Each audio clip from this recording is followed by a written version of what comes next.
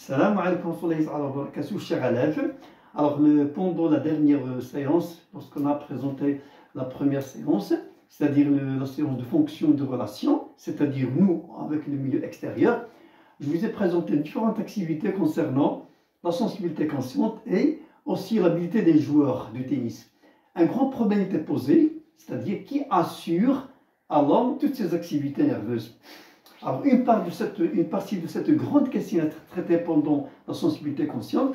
On a dit quels sont les organes qui interviennent. Ça, il a été traité pendant cette séance-là. Et maintenant, on va passer pour voir la deuxième partie de cette grande question, c'est-à-dire on va traiter le thème des mouvements.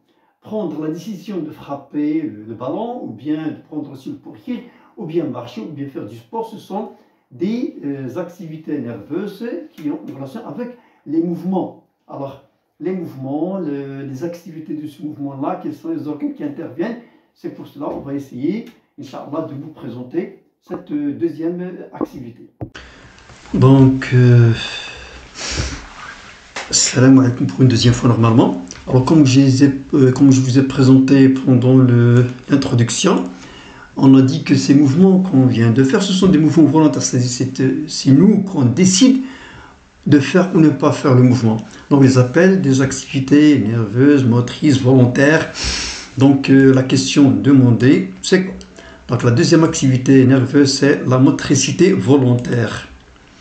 Alors, toujours comme je vous ai dit la dernière fois, on va essayer d'insister sur deux choses essentielles que vous devrez normalement connaître.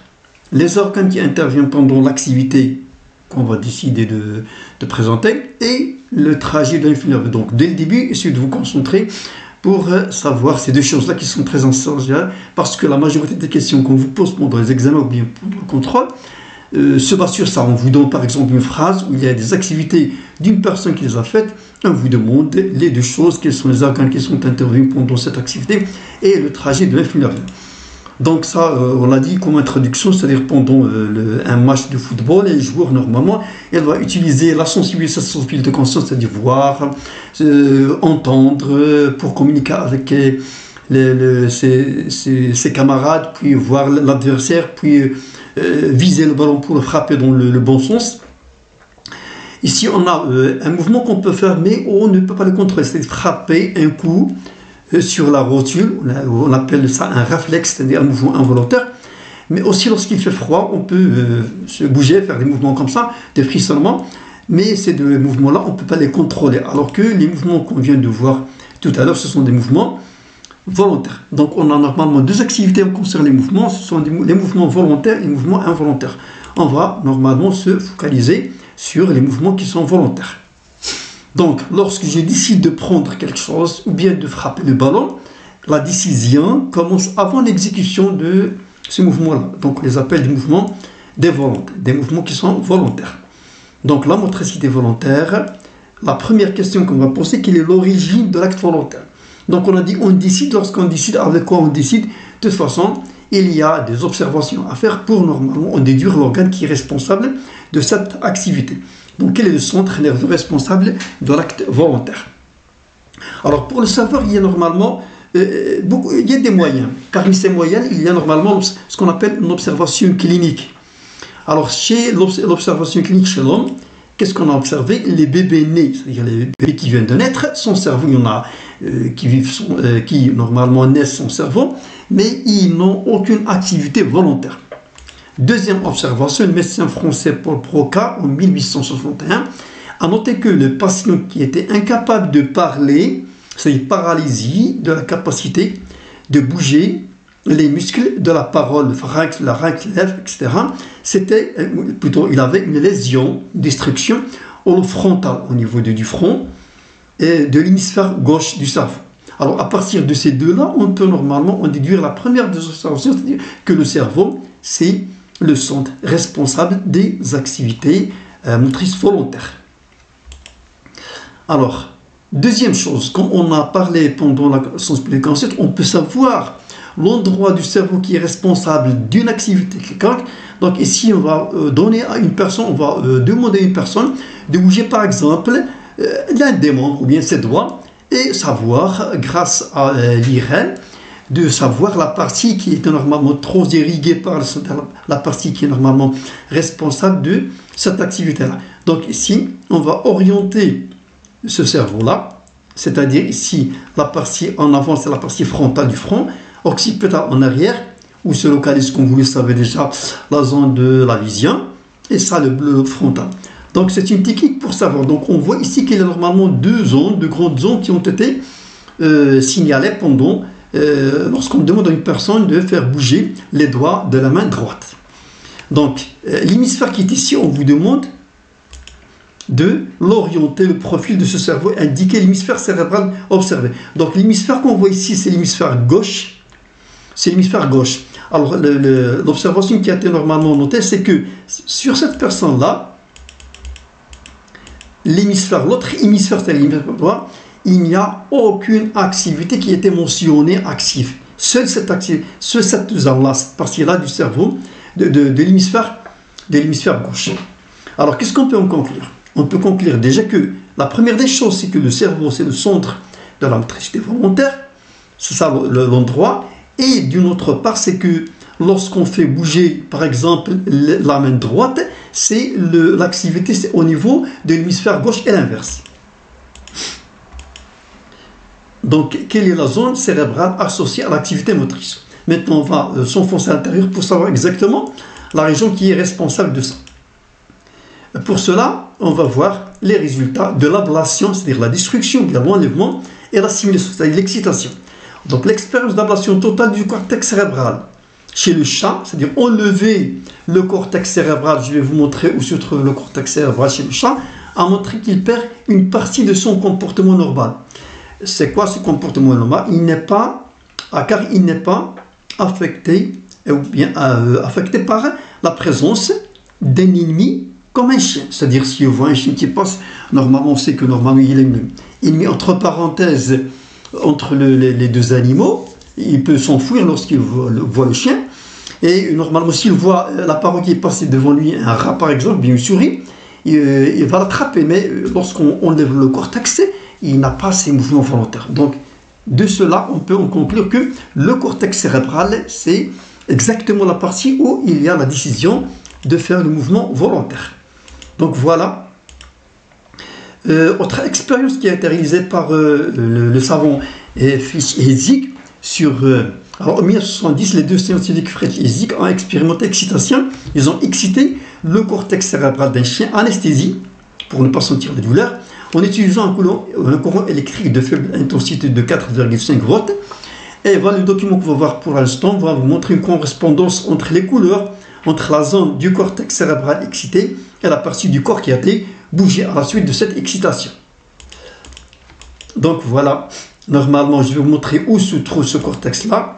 Ça, c'est les deux hémisphères pour savoir différents vocabulaires concernant cette partie-là du cours. Ça, c'est l'hémisphère droit. Et voilà, on va voir maintenant la coupe. Ça, c'est une coupe transversale au niveau des hémisphères. On voit ici qu'il y a normalement deux zones. Une zone normalement foncée et à l'intérieur une zone claire. Donc, comme on a vu pour la moelle épinière, normalement, c'est l'inverse. Ici, vous avez une matière grise à l'extérieur, une matière blanche à l'intérieur.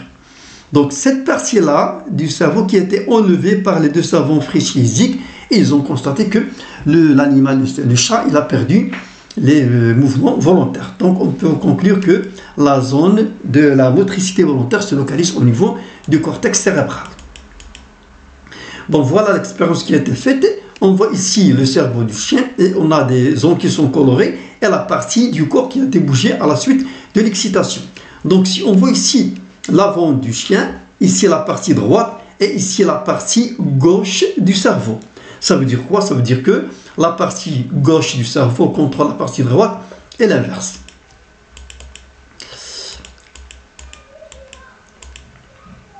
Voilà, donc une autre observation plus exactement, on a fait une section au niveau du cortex cérébral, exactement au niveau de la zone de la motricité volontaire. On voit ici la partie normalement, seulement la partie, c'est-à-dire l'aire motrice, et il y a une projection de différents organes qui font des mouvements dans notre corps et leur projection sur le cerveau. Donc ici, il y a quelque chose qui est bizarre qu'on peut trouver. il y a normalement, il n'y a pas une proportionnalité entre les organes et cette projection-là. Par exemple, ici, on a l'avant-bras et le poignet. Ils occupent une toute petite surface, alors que par exemple ici le pouce, il occupe une très grande surface. Aussi la langue, les lèvres. Alors ça veut dire quoi? Alors ça veut dire, je m'excuse, alors ça veut dire que la zone occupée par l'organe qui fait un mouvement est plus grande lorsque la précision du mouvement est très intense. C'est-à-dire, si je prends le pouce normalement fait plusieurs mouvements, donc c'est pour cela qu'il a une grande surface. Alors que, par exemple, notre tronc, il ne fait pas plus que 6 mouvements, en avant, en arrière, à droite et à gauche, et en pivotant. Ce sont les mouvements qu'on peut faire avec notre tronc, même s'il est grand, mais la surface occupée sur le cortex, elle est petite, par rapport au pouce, par exemple. Alors, il y a autre organe. On vient de conclure que le cerveau, exactement, le cortex cérébral qui est responsable de l'acte volontaire. Quels sont les autres organes? Il y a d'autres organes qui sont. Pour cela, on va voir des observations aussi cliniques sur l'eau. Donc, une personne qui a été touchée par une balle au niveau lombaire de sa moelle épinière, c'est-à-dire au niveau du dos, au niveau des reins, de sa moelle épinière, elle n'a pas été en mesure d'effectuer du mouvement volontaire. Il ne pouvait pas faire cette personne-là ne pouvait pas faire de mouvement volontaire de la partie inférieure, c'est-à-dire de la partie touchée en bas, ses membres sont paralysés. Voilà. Deuxième observation, un accident a entraîné la section d'un nerf au niveau de la cuisse, on appelle le nerf sciatique, entraînant une paralysie du pied dans le même membre du patient. Voilà.